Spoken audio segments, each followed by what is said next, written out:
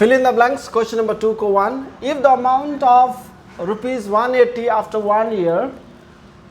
be rupees 198, then rate of simple interest is dash भन्दैछ। यहाँ principal त हाम्रो कति रहेछ रुपीस 180 छ, अमाउन्ट हाम्रो रहेछ रुपीस 198 भनेपछि इन्ट्रेस्ट कति आयो त्यो निकाल्नु सक्छ। इन्ट्रेस्ट यानी कि सिम्पल इन्ट्रेस्टै भनिदिउँ, interest equal to amount minus principal, amount minus principal. यो भयो 8 बाट 0 घटाउँदा 8, 9 बाट 8 घटाउँदा 1 रुपीस 80। हामीलाई रेट निकाल्नु पर्ने, rate equal to question mark छ नि त। रेटको फर्मुला दिउँ, टाइम त 1 इयर हो किनभने 1 इयर दिइरहेको छ, टाइम चाहिँ 1 year. Rate equal to interest into 100 principal into time. Interest कति छ हाम्रो इन्टु 100 प्रिन्सिपल इन्टु टाइम। यो 0 0 काटिदियो, 18 र 18 काटिदियो, आयो यो 10%। कुन चाहिँ अप्सन राइट? ए होइन, यो अप्सन, यो फिल इन द ब्ल्याङ्क्स हो 10%। If the mean proportion of a square BC and 4BC is x, then the value of x is भन्दैछ। सपोज a and b छ अरे, यसको मिन प्रोपोर्सन खोज भन्यो भने हामी के लेख्छौँ? a is to x proportion to x is to b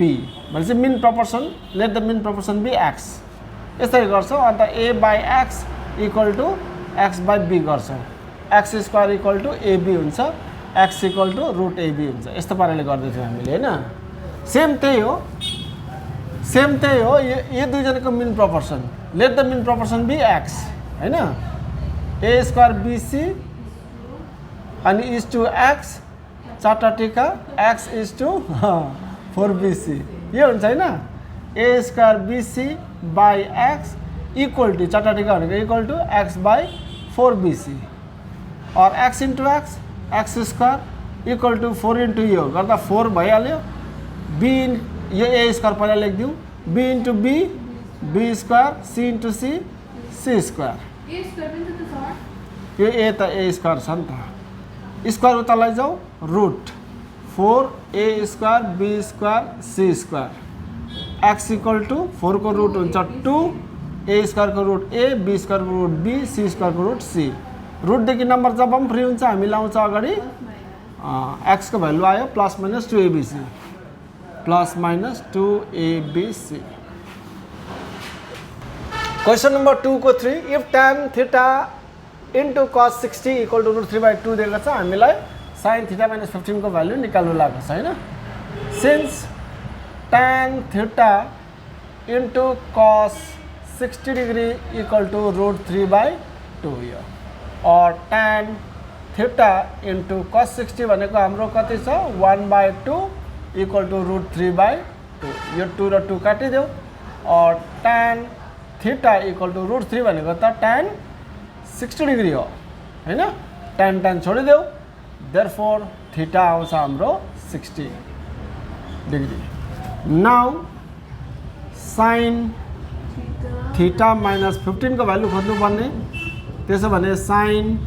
theta को जग्गामा हामीले हाल्दियौ 60 माइनस 15, sin 60 माइनस 15 त हुन्छ 45 डिग्री हुन्छ। sin 45 भनेको 1/, भनेपछि यहाँ कति आउँदो रहेछ 1/2। Angle A and angle B are complementary भन्दैछ। कम्प्लिमेन्ट्री भन्नु मतलब चाहिँ angle A plus angle B जोड्यो भने चाहिँ कति डिग्री आउँछ 90 डिग्री। सप्लिमेन्ट्री भनेको भए एंगल ए र एंगल बी, एंगल ए र एंगल बी सप्लिमेन्ट्री भनेको भए चाहिँ, सप्लिमेन्टरी भनेको भए चाहिँ angle A plus angle B जोड्दाखेरि चाहिँ आउँथ्यो 180 डिग्री। यो चाहिँ कम्प्लिमेन्ट्री हो, हामीलाई कम्प्लिमेन्ट्री भन्दैछ भनेपछि एंगल ए र एंगल बी जोड्दा कति आउँछ 90 डिग्री। क्वेश्चन नंबर 2 को 5, the median of numbers 8, 15, 10, 11, 7, 9, 11, 13 and 16 is भन्दैछ। मिडियन निकाल्दा हामी जहिले पनि यो गिवन डेटालाई असेन्डिङ अर्डरमा अरेन्ज गर्छौं, अन्त बीचमा जो हुन्छ त्यसलाई चाहिँ मान्छौं हैन त। भनेपछि यो भरिमा सबसे सानो को छ 7, त्यो भन्दा अलिक ठुलो 8, त्यसको बादमा अलिक ठुलो 10 10 त्योभन्दा अलिक 9 9 9 9 9 9 त्योभन्दा अलिक ठुलो 10 त्यहाँदेखि 11 दुईटा 11 छ 11 फेरि 11 त्यहाँदेखि 13 त्यहाँदेखि 15 त्यहाँबाट 16 अब बिचको यो छोडिदियो त्यसको बादमा यो त्यसको बादमा यो त्यसको बादमा यो छोडेर को आयो 11 Question number 2 को 6 The shape of a pencil with one end sharpened is the combination of भन्दैछ यहाँ हेर पेन्सिल भने चाहिँ यस्तो हुन्छ एकपट्टि चाहिँ तिखारेको छ भनेपछि यहाँ तल तिखारेको छ यस्तो हुन्छ शार्प गरेको छ यो तलको भयो कोण हैन अनि यो माथिको के भयो सिलिन्डर कोण एन्ड सिलिन्डर Question number 3 को 1 true or false if compound interest at the rate of simple interest in first 3 years is R1%, R2% and 2R2% respectively then the amount for principal P at the end of 3 years is भनेर यो दिँदै चाहिँ true कि falls हो नि त 2R3% हो यो अच्छा यस ट्रू कि फल्स हो नि त भनेपछि अमाउन्ट इक्वल टु हाम्रो सक्सेसिभ पर्सेन्टेज छ भने के हुन्छ P into 1 plus R1 by 100 हुन्छ अनि 1 प्लस R2 बाई 100 हुन्छ इन्टु 1 प्लस यो चाहिँ 2R3 बाई 100 हुन्छ यो हुनुपर्ने सही हो अमाउन्टको फर्मुला तर यहाँ चाहिँ के छ R3 यस दुईटासम्म ठिक छ यहाँ चाहिँ R3 बाई 100 छ नि त त्यसो भए के भयो फल्स भयो ल अर्को Question number 3 को 2 The values of cos 36 degree and sin 54 degree are equal भन्दैछ खास गरी नि यो दुईटा एउटै हो नि त cos 36 भनेको के आउँछ cos 90 minus 54 90 बाट 54 गरायो नि 36 cos 90 minus 54 भनेको sin 54 डिग्री हो यो पनि sin 54 अनि यो भनेको पनि sin 54 रहेछ अनि भ्यालु त इक्वलै हुन्छ हैन देयरफोर ट्रू हो यो Question number 3 को 3 One tangent can be drawn on a circle from an axonal point भन्दैछ एउटा सर्कल छ रे यो एक्सनल पोइन्ट छ रे यहाँनेरि P यहाँदेखि एउटा मात्रै टेन्जेन्ट ड्रा गर्न सक्छ भन्दैछ त्यस्तो हैन यो एउटा भयो यो अर्को पनि भयो दुईटा ड्रा गर्न सकिन्छ रहेछ नि त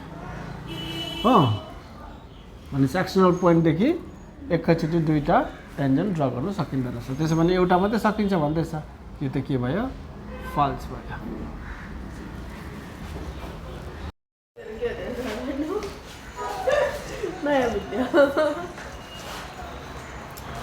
Question number 3 को 4 The compound ratio of 2AB is to C square BC is to A square and C is to 2B square को चाहिँ 1:1 भन्दैछ ट्रू अर फल्स हैन हाम्रो suppose A is to B is to C छ रे एउटा ratio अर्को ratio छ रे X is to Y is to Z छ यसमा कंपाउंड रेशियो और मिक्स्ड रेशियो चाहिँ कंपाउंड और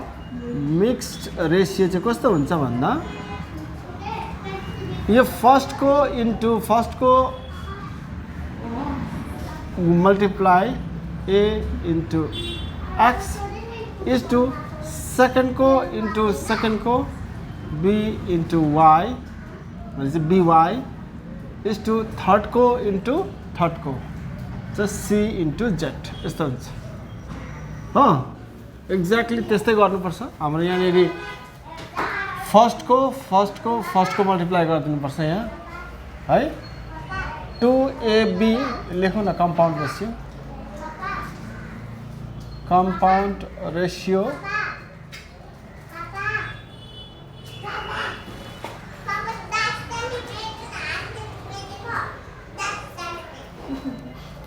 हल्ला हल्ला नगर न भाइ फर्स्ट को 2AB भएन यो रेकर्डिङ के भयो इक्वल टु फर्स्ट को 2AB इन्टु यसको फर्स्ट को BC इन्टु यसको फर्स्ट को CA इज टू यसको सेकेन्डको सी स्क्वायर इन्टु यसको सेकेन्डको ए स्क्वायर इन्टु यसको सेकेन्डको 2b स्क्वायर होइन ओके 2 यहाँ लेखिदिउँ a into A square b into b square c into c square is to यो 2 यहाँ अगाडि लेखिदिउँ ए स्क्वायर यहाँ छ यो b स्क्वायर यहाँ लेखिदिउँ है अन्त यो c स्क्वायर यहाँ लेखिदिउँ सेम नम्बर आयो दुईपट्टि ड्याङ्की ड्याङ काटिदिउँ यो 1 भनेपछि 1:1 भनेपछि यो के रहेछ ट्रु क्वेश्चन नम्बर 3 को 5 if the numerical values of curve surface area and volume of a sphere are equal then radius will be 3 units भन्नु मतलब स्पेयर एउटै छ यहाँनिर होइन त्यसको कर्व सर्फेस एरिया पनि भोल्युम पनि बराबरी अरे भन्नु मतलब त्यो स्पेयर एउटै भनेपछि रेडियस एउटै हुन्छ हामी रेडियस r मानिदिउँ let the radius of the spare